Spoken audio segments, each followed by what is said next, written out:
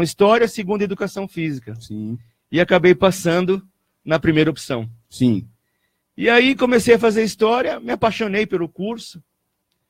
E até me ajudou também no pastorado, né? Porque o senhor tem que ter toda aquela didática para falar, né?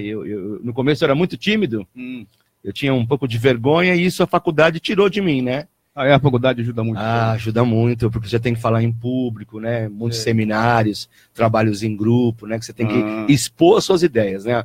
A faculdade de História, ela torna você um cidadão consciente, cidadão crítico, um cidadão assim que atuante, né? Ela transforma você num cidadão atuante.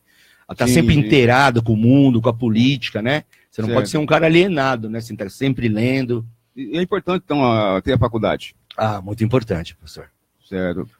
Então, eu vejo que muitas profissões hoje em dia, eles exigem um pouco faculdade. Pouco não, a faculdade mesmo, né? Sim, sim. Por causa será que é porque esse motivo que o senhor pode falar agora, porque para tirar timidez, a pessoa saber se expressar em público, a pessoa saber, sei lá, falar melhor com as pessoas, é isso? Então, no meu caso, irmão, ajudou muito, né? Como eu falei, eu sempre fui eu não era totalmente retraído, né? Eu sempre fui uma pessoa de ter muitos amigos, de conversar, mas assim, eu para falar em público tinha um pouco de dificuldade. E a faculdade me ajudou muito, né? Porque, se eu ter uma ideia, uma vez eu tive que fazer um trabalho sobre feminismo, sobre a participação da mulher na sociedade. Sim. E para minha surpresa, a minha professora de didática me colocou numa sala do primeiro ano de pedagogia. Primeiro ano? Onde só tinham mulheres. Olha.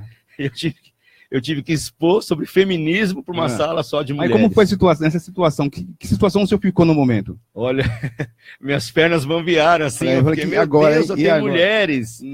Mas, graças a Deus, o Senhor, eu acho que já tinha um propósito na minha vida. Foi um teste, né? Foi um teste, importantíssimo. Isso foi um divisor de águas na minha vida, viu? E foi muito importante também para o seu pastorado, né? Sim. Então, me ajudou, né? É lógico, né? História. O senhor também fala em público, né? Sim, com pessoas. Sim. E o próprio projeto também da visão da igreja em células ajuda, porque a igreja em células são nos lares, né? Você começa o trabalho nos lares e todo mundo participa, né? Numa célula, todo mundo participa. Não é só o pastor que participa. Então, por exemplo, numa célula, um irmão leva o louvor, um irmão leva a palavra de oferta, certo, né? E já tem uma palavra que vem da própria igreja para você ministrar. Então você estuda aquela palavra. Então você começa, né? Aí, né, um dia você faz a palavra de oferta, um dia você leva o louvor, até o dia que o pastor fala, hoje você vai levar a palavra. Sim. Aí você tem que se preparar. Certo. Então, às vezes é uma casa com 10, 15 pessoas. Mas chega uma hora que você vai em outra célula, e depois vai ampliando, até que você pega num encontro com 200 pessoas. Aí todo o trabalho de células assim? O trabalho de célula assim. Na visão celular, a gente tem até um lema que a gente fala assim, toda célula, uma igreja. Todo membro, um ministro. Então, a gente trabalha com cada um que é levado para a célula. Vai passando o tempo, a pessoa vai se aperfeiçoando. Ela fala oferta, isso faz ela ler a Bíblia, isso faz ela participar. Isso educa espiritualmente, né? Espiritualmente. É um trabalho maravilhoso. O trabalho das igrejas... ouvi falar, desculpa, posso cortar? Mas sempre ouvi falar do trabalho de células, mas não entendia como que funciona mesmo o trabalho de células. Para a pessoa entender, por exemplo, tem igrejas que querem adotar esse trabalho de células. Como que eles podem começar a fazer esse trabalho? Qual o começo dela? Certo. Então, por exemplo, na igreja, né, as pessoas, o que elas fazem, né? A gente está lá na igreja e a gente fala do trabalho da visão celular, e aí tem um anfitrião, irmão, que o cara, é o dono da casa. Sim. Nem sempre o anfitrião vai ser o líder da célula, porque a célula tem que ter um líder. O anfitrião é o dono da casa. O dono da Ele casa. fala assim, eu gostaria que os irmãos viessem na minha casa. Ele, por exemplo, na sexta-feira, eu só posso sexta-feira, irmão. Sim. Porque a célula é de acordo com o que as pessoas podem, a disponibilidade das pessoas. Então você estuda primeiro a disponibilidade que as pessoas têm para poder fazer esse tipo de trabalho. Aí a pessoa fala assim, né? Tem igrejas que fixam dias certos para células, né? Então, mas às vezes foge um pouquinho, porque às vezes a irmã falou, mas eu só posso na sexta-feira. Sim. E se tiver disponibilidade na sexta-feira, a gente manda uma equipe lá. Certo. Então o irmão fala, toda sexta-feira às 8 horas a gente reúne as pessoas lá. Sim. Você pode convidar de preferência não crentes, que é um trabalho evangelístico. O alvo são o alvo é não crentes, mas se tiver crentes, estão desviados, o que for. Lógico. Ah, vou levar minha mãe, eu posso convidar. E é muito gostoso, que é um ambiente onde você tem um contato direto com o pastor, né?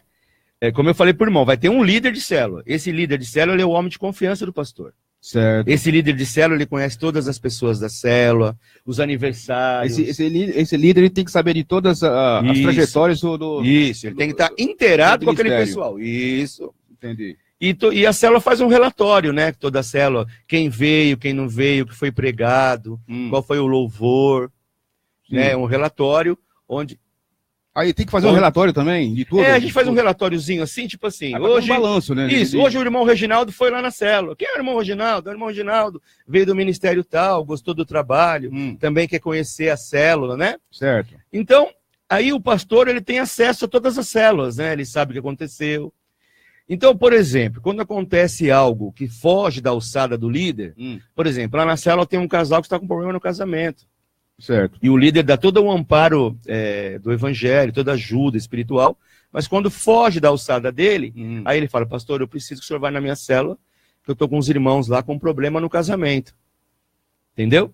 Certo. Mas o interessante é essa comunhão, essa integração entre os irmãos, porque a célula geralmente é de 10 a 15 pessoas, então está todo mundo ali perto, todos ouvem a palavra, todos interagem com o evangelho, cada vez é um rodízio, né? Cada vez alguém leva o louvor que vai ser tocado, a palavra não, a palavra, a gente monta a palavra e entrega para os líderes. Então todas as células vão falar a mesma palavra. Ah, é? Geralmente algo que foi ministrado no domingo no culto, né? Sim. Então a gente ministrou uma palavra no culto, por exemplo, 1 João, João 11, 25.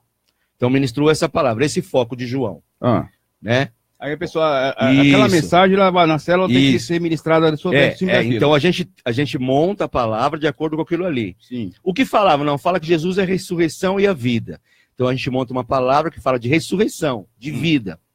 E eles pregam essa palavra. Sim. E no domingo, porque a célula faz parte de um corpo. Certo. O corpo não é Cristo? Sim. Então no domingo todas as células se reúnem no culto da igreja. Tá certo. Então, há 32 anos eu for professor de história, né? 32 anos já. Então, eu já tenho uma boa experiência, né, em história, sim. Né, em historiar. Sim, não é verdade? Tem um bom caminho andado, né? Já, uma vida. O senhor trabalhou na Prefeitura de São Paulo.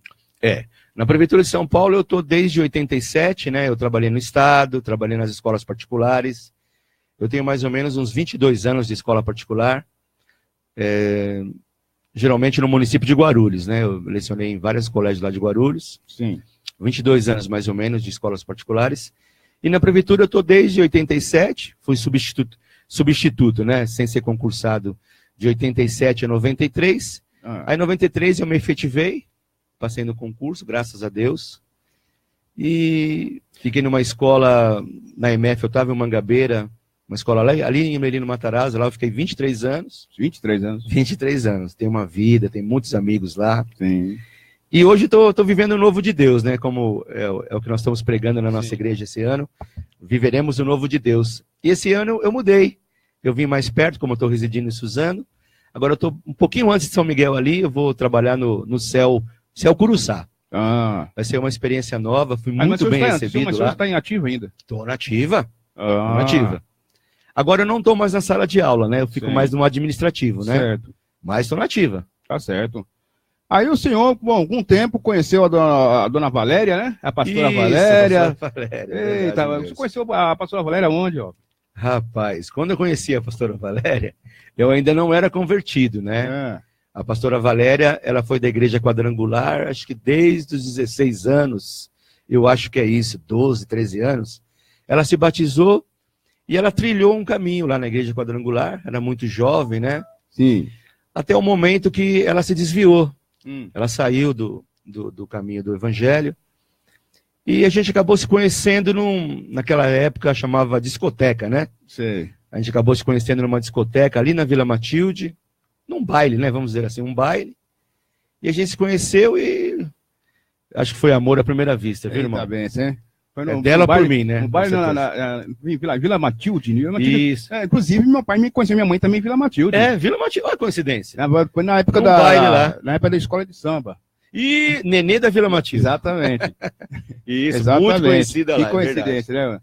Bem perto, irmão. Eu tava esse baile que eu me refiro, é bem perto mesmo da quadra da escola de samba. Era uma discoteca onde conheci minha esposa. E lá nós começamos a namorar, né? E nos casamos em 88. Eu conheci ela em 86 e casamos no final de 88. Estamos casados há 29 anos, graças a Deus. Aí em 2008, nós viemos para Jesus. 2008. 2008. Eu nunca tinha sido evangélico, né?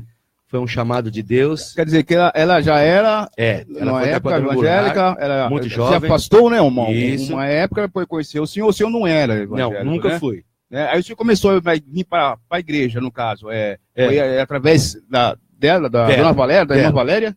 Da pastora Valéria? E aí eu creio também da minha cunhada, né? Eu tenho uma cunhada chamada Tânia.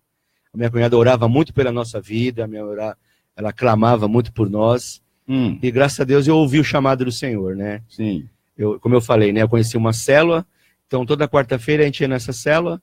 E eu gostei da oração, gostei da receptividade das pessoas. Fui muito amado, né? Fui muito receptivo, né? O povo. Sim. A célula, ela abraça o irmão, a célula...